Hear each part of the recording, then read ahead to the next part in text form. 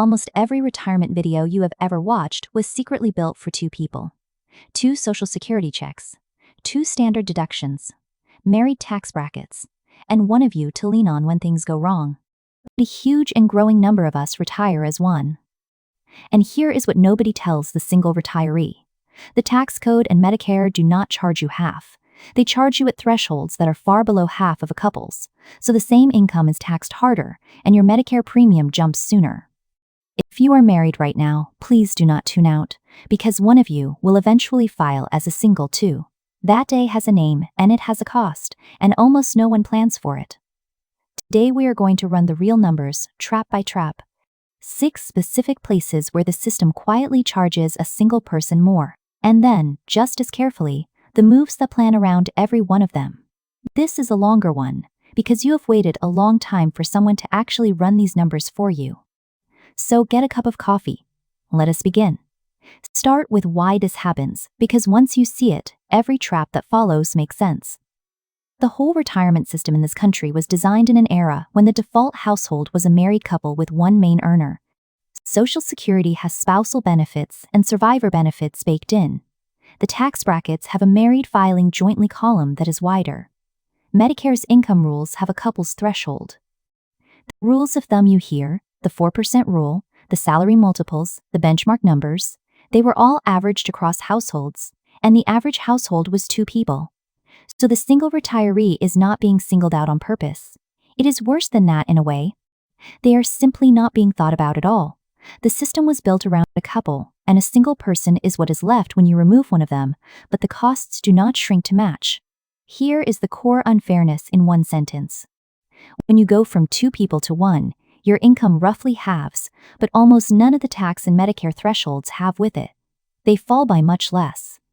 So a single retiree lives in a world where the lines that trigger higher taxes and higher premiums are drawn much closer to them than they are for a couple with the same lifestyle.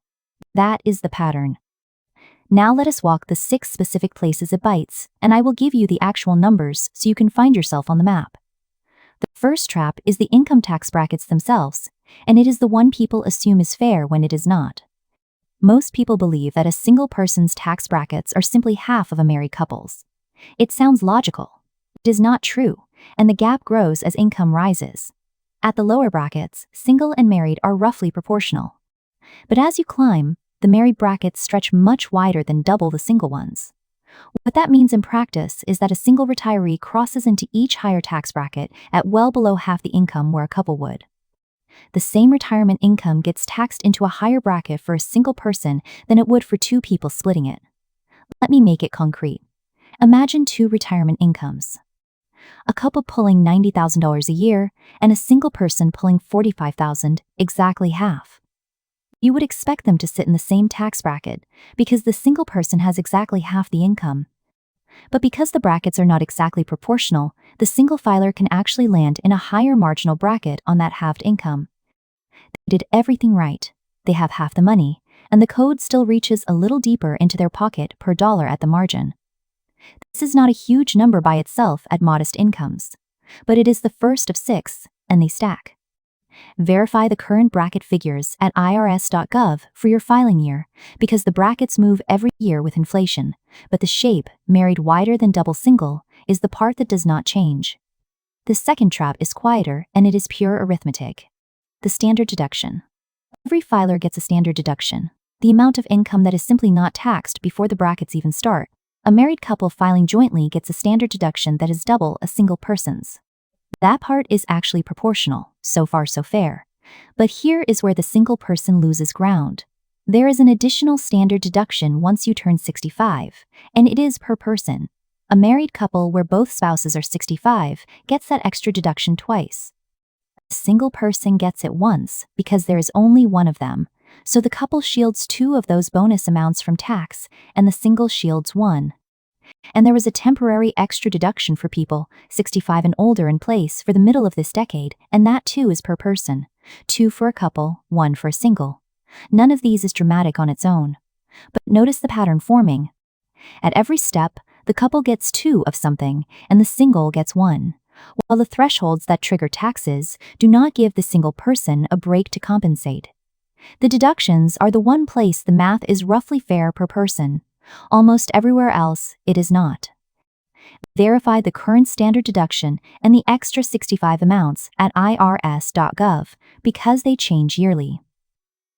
The third trap is one of the most painful because it hits the income a retiree depends on most: the taxation of Social Security itself. Here is how Social Security taxation works. They take a measure called your combined income, which is your other income plus half of your Social Security benefit. Then they compare it to two thresholds. Below the first threshold, none of your benefit is taxed. Above it, some is. Above the second, up to 85% of your benefit becomes taxable. Now look at the thresholds. For a single filer, the first threshold is around $25,000 and the second is around $34,000. For a married couple filing jointly, they are around $32,000 and $44,000. Do the comparison. The couple's thresholds are not double the singles. They are barely 30% higher. So a single retiree starts paying tax on their Social Security at an income that is far more than half of where a couple would. A single person with a modest $30,000 of combined income is already having their benefit taxed, while a couple would need to be pulling well over that before it begins. And here is the part that makes people genuinely angry, and it is a fair anger. These thresholds were written in the 1980s and 90s, and they have never been adjusted for inflation, not once in either the single or the married column. So every year, more and more single retirees on ordinary incomes drift over a line that was drawn for a much smaller, much wealthier group decades ago. Verify the current thresholds at irs.gov, but do not expect them to have moved, because that is the whole problem. The fourth trap is the one that surprises people the most, and it is a cliff, not a slope. It is called IRMAA, the Income-Related Monthly Adjustment Amount, and it is a surcharge added to your Medicare premiums when your income is above a line. Here is how it works and why it is brutal for a single person. Medicare looks at your income from 2 years ago. If it is above the first IRMAA threshold, they add a surcharge to your Part B and your Part D premiums every month for the whole year. Go above the next threshold, the surcharge jumps again. There are several tiers, and it is a cliff. $1 over a threshold, and you pay the entire next tier of surcharge. Not $1 more. A whole step. Now the single versus couple math. The IRMAA thresholds for a single person are set at half of the married couple's thresholds. This is one of the few places the system actually does use half, and here, cruelly, half is the bad direction. It means a single retiree hits the first surcharge at half the income where a couple hits it. A single person with an income a couple would consider very comfortable can be paying hundreds of dollars a year in extra Medicare premiums, while that same couple pays nothing extra until double the income. Because it is based on income from 2 years ago, newly single people get ambushed. Someone who just lost a spouse can be paying a surcharge based on the couple's old, higher joint income, right at the moment their own income has collapsed to one check. We will come back to that because there is a form for it. Verify the current IRMAA tiers at medicare.gov because they change every year. The fifth trap is the most important one in this entire video, and it is the reason I asked the married couples to stay. Because this one is coming for one of you. It is called the widow's penalty, or the survivor's penalty, and it is the most predictable tax increase in all of retirement. Here is what happens. A married couple has 2 Social Security checks and files jointly on the wide married brackets. Then one spouse dies. The survivor does not keep both checks. They keep the larger of the 2 and they lose the smaller one, so the household income drops, often by a third or more. You would think less income means less tax. It is the opposite. Because the very next tax year, that survivor files as a single person. They move from the wide married brackets to the tighter single brackets. They move from the married Social Security taxation thresholds to the lower single ones. And they move from the married IRMAA threshold to the single one, which is half. So the survivor has less income and a higher tax rate on it all at once in the same year they are grieving. Every trap we have covered so far lands on them at the same time. Less money, taxed harder, with a Medicare surcharge that now hits at half the income. This is not a rare edge case. In a married couple, one spouse will almost always outlive the other. Which means the widow's penalty is not a possibility. For most couples, it is a certainty, just with an unknown date. And it is almost never planned for, because while both people are alive and healthy, it feels morbid to run the numbers. Run them anyway. It is the single most valuable planning you can do as a couple, and we will get to exactly how. The sixth trap is about Social Security itself, and it is the quiet disadvantage of a lifelong single person. A married person has options on Social Security that a single person simply does not. They can claim a spousal benefit up to half of their spouse's amount if it is larger than their own. And when a spouse dies, they can step up to a survivor benefit. Those are real dollars, and they are a safety net woven into the system for couples. A lifelong single person has exactly one Social Security record, their own. There is no spousal benefit to fall back on, no survivor benefit to inherit, no second check as a backstop if their own earnings history was thin. Whatever they built, that is the entire net. This cuts two ways, and the second way is actually empowering. Because a single person has only their own record and no one else to coordinate with, the decision of when to claim is cleaner, and it matters even more. There is no spouse whose claiming age interacts with yours. It is just you, your record, and the math of longevity. And that math points somewhere specific. For a single person in reasonable health, delaying their own benefit is often the best deal available to them anywhere, because each year of delay past full retirement age raises the check by about 8% for life, adjusted for inflation, and that larger check is the one thing that cannot run out no matter how long they live. For a single person with no survivor benefit to lean on, that guaranteed, inflation-protected, lifelong raise is not just nice to have. It is the backbone of the whole plan. We will build on that in the plan around. Before we fix it, let us name the through line, because it turns 6 separate traps into one idea you can actually hold in your head. Here it is. Almost every threshold that matters in retirement, the tax brackets, the Social Security taxation lines, the IRMAA cliffs, is drawn for a couple, and for a single person it sits much closer than half.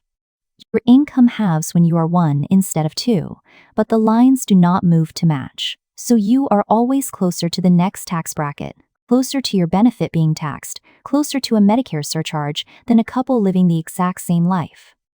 That sounds bleak stated plainly. So let me tell you the good news, because there genuinely is a lot of it, and it is the whole second half of this video. Every one of those lines is a known number. None of them is a surprise if you look.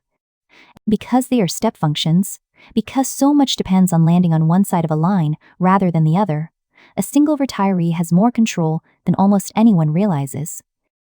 A few $1,000s of income moved from one year to another, or from taxable to tax-free, can change which side of a cliff you land on. That is a lever a couple barely needs, and a single person can use to real effect. So the traps are all about lines. The plan is all about controlling which side of the lines you land on. Let us build it. The first and most powerful move for a single retiree is Roth, and here is the specific reason it is worth more to you than to a couple. Every threshold we talked about, the Social Security taxation line, the IRMAA cliff, is measured on a particular definition of income, and money you pull from a Roth account does not count toward those measures.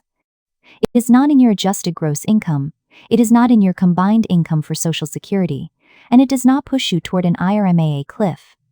For a single person whose threshold sits so low, that is enormously valuable. Tax-free income that is also invisible to the thresholds is exactly the tool you need when the thresholds are the whole problem. So the move is this. In your lower income years, especially the years between when you stop working and when Social Security and required distributions begin, fill up Roth space. Contribute to a Roth if you are still working. Convert traditional money to Roth in those low years, paying the tax now, deliberately, at a rate you control, so that later you can pull that money tax-free and threshold-free. The years right after you retire and before you turn 73 are often a valley in your taxable income. For a single person, that valley is a gift. It is the window to move money into Roth cheaply, so that for the rest of your life, you have a bucket of income that no threshold can see. Verify the current contribution and conversion rules at irs.gov and consider talking to a tax professional about the timing, because conversions are a one-way door. The second move follows directly from the first, and it is the single retiree's superpower. Manage the income cliffs deliberately. Because IRMAA and Social Security taxation are step functions, landing $1 on the wrong side of a line can cost you a whole tier. But that cuts both ways. If you are aware of the lines, you can steer around them, and a single person has enough control over their own income to actually do it. Here are the concrete tools. First, time your Roth conversions to fill up to a threshold, but not over it. Convert enough to use up a low bracket, then stop before you trip the next IRMAA cliff. Second, harvest capital gains in years when your income is low, so the gains land in a low bracket instead of stacking on top of a high one. Third, if you are charitably inclined and over the age for it, use qualified charitable distributions, which let you give directly from an IRA to a charity so the money never counts as your income at all, keeping you under the thresholds while doing good. The mindset is what matters. A couple can often ignore these lines because their thresholds are so much higher that they never get close. A single person lives right up against the lines, which means a single person benefits enormously from treating their retirement income as something to be actively steered year by year rather than just taken. An hour with a good tax advisor, once a year, deciding how much income to realize, is worth more to a single retiree than almost anything else they can do. The third move is about Social Security timing, and for a single person, it is both simpler and more consequential than it is for a couple. You have one record and no spouse to coordinate with, so there is no complicated interplay of two claiming ages. It is just your benefit and the question of when to turn it on. And the math, for a single person in reasonable health, usually points to waiting. Remember why? Each year you delay past your full retirement age, up to 70, your benefit grows by about 8% for life, and it keeps up with inflation after that. For a single person, this is not just a bigger check. It is the only longevity insurance you have. A couple has two checks and can hedge. One claims early, one claims late. A single person has one check, and if you live into your 90s, which many people do, that check is the difference between comfort and fear. So the larger, later check is doing double duty for a single person. It is more money, and it is protection against the one risk you cannot diversify away on your own, the risk of living a very long time. Delaying is not always right. If you are in poor health, or you genuinely need the income at 62, claiming earlier can be the correct human decision. But for a healthy single person who can bridge the gap with savings, waiting towards 70 is often the highest value financial move available to them. Get your own estimate at ssa.gov for claiming at 62, at your full retirement age, and at 70, and look at the three numbers side by side before you decide. The fourth move is for the married couples, and it is the most important planning most of you will ever ignore. Plan for the survivor while both of you are still here. We said the widow's penalty is nearly certain, just undated. So treat it like any other certain event and prepare for it. Here is how. First, understand which check survives. When one of you dies, the survivor keeps the larger benefit. That is a powerful argument for the higher earner in the couple to delay their own benefit towards 70, because that larger check is the one that will support the survivor for the rest of their life. Delaying the higher earner's benefit is not just about the two of you. It is a gift to whichever one of you is left. Second, build Roth on purpose for the survivor. The survivor will be filing as a single with those tighter thresholds, so tax-free Roth income is even more valuable to them than it is to you as a couple. Every dollar you move into Roth now is a dollar the survivor can spend later without tripping the single thresholds. Third, keep good records and simplify. The widow episode of this channel goes deep on the first 90 days, so I will not repeat it, but the financial version is this. Consolidate accounts, write down where everything is, and make sure the survivor has already met your advisor. The tax planning and the practical planning are the same act of love, done early. Let us make all of this concrete with 3 real single retirees, because numbers stick better with a face on them. Meet Susan, 66, single, never married. She worked a steady career, and her Social Security is about $26,000 a year. She has $300,000 saved, mostly in a traditional 401k. She wants to spend about $40,000 a year. Run the traps on her. To get from $26,000 of Social Security to $40,000 of spending, she pulls about $14,000 from her traditional account. That $14,000 is taxable, and it pushes her combined income over the single Social Security taxation threshold, so part of her benefit becomes taxable too.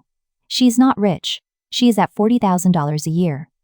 And the single thresholds have already reached her. Now the plan. In her early 60s, before she claimed, Susan had a few low-income years. If she had converted some of that traditional money to Roth then, she would now be pulling that $14,000 from a Roth instead, tax-free and invisible to the threshold, and none of her Social Security would be taxed.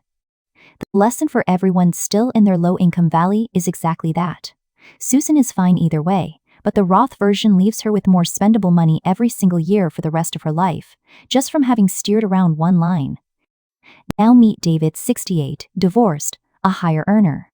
His Social Security is about $36,000, and he has $800,000 saved, a good chunk of it in traditional accounts. His required distributions are about to begin. David's trap is IRMAA. When his required minimum distributions start, they stack on top of his Social Security and his other income. And because he is a single filer, the IRMAA threshold sits at half of a couple's. His income sails right over the first surcharge line, and possibly the second, and suddenly his Medicare premiums jump by hundreds of dollars a month, based on income from 2 years earlier that he did not see coming. The plan for David is deliberate cliff management.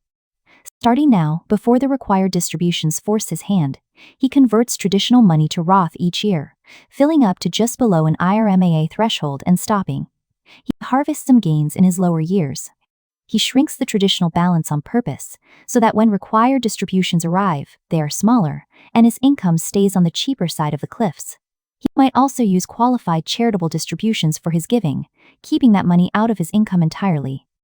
David cannot make IRMAA disappear, but by treating those thresholds as lines to steer around rather than walls to crash into, he can save thousands of dollars a year in premiums he would otherwise never question.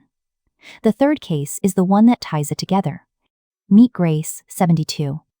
Until last year, she was half of a married couple. Her husband has passed, and this is her first full year filing as a single. Grace is living every trap at once. Her income dropped because she lost the smaller of their 2 Social Security checks. Her tax rate went up because she now files on the single brackets. More of her Social Security is taxable now because she crossed onto the single thresholds. And here is the ambush. Her Medicare premium this year carries an IRMAA surcharge because it is based on the joint income from 2 years ago, when her husband was alive and they were pulling 2 incomes. She is paying a high income surcharge in the very year her income collapsed. 2 things help Grace, and everyone should know them. First, that IRMAA surcharge based on the old joint income can be appealed. There is a form, SSA 44, for a life-changing event, and the death of a spouse is exactly that. She can ask Medicare to recalculate her surcharge based on her new, lower, single income instead of the old joint one. Most people never file it, and they overpay for a year or more. Second, going forward, if her husband left Roth accounts, or if the couple had done conversions while both were alive, Grace now has tax-free income that does not push her over the single thresholds she is newly subject to. That is the widow's penalty being softened by planning that happened years earlier. It is never too late to file the SSA 44, and it is never too early to build the Roth. Let us turn all of this into something you can do in the next few days, single or married. 1. Find your thresholds. Look up, for your filing status, the Social Security taxation thresholds and the first IRMAA threshold, and write them next to your actual income. Just knowing where the lines are is most of the battle. 2. If you have low income years right now, between retiring and required distributions, get a Roth conversion analysis. This window is the single most valuable tool a single retiree has, and it closes a little more every year. 3. If you are newly single, whether by loss or divorce, and you are on Medicare, look up Form SSA 44 today. If your income has dropped, you may be owed a lower premium and nobody will tell you automatically. 4. If you are married, get your own Social Security estimates and decide, on purpose, that the higher earner will consider delaying towards 70 for the survivor's sake. Have that conversation this month, not someday. 5. If any of this feels like a lot, that is the signal to spend 1 hour with a fee-only advisor or a tax professional, someone who charges for advice and does not sell you a product. For a single retiree living against the thresholds, that hour pays for itself many times over. So here is where we land. Single retirees are not a rounding error. They are a huge and growing share of the people watching this, and the system quietly charges them more at nearly every threshold, because those thresholds were drawn for 2 people and never adjusted for 1. Tighter brackets, a lower line where Social Security gets taxed, an IRMAA cliff at half the income, and no second check to lean on.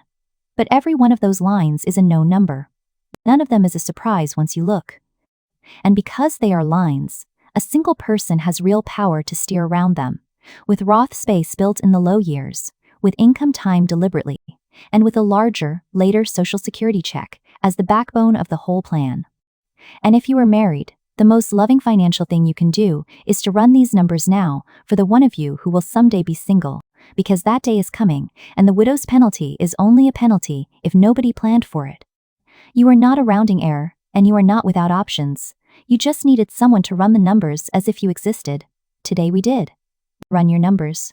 Know you're on track. If this helped, tell us in the comments whether you are planning as a single or planning for the survivor in a couple, and which trap surprised you most. Read everyone.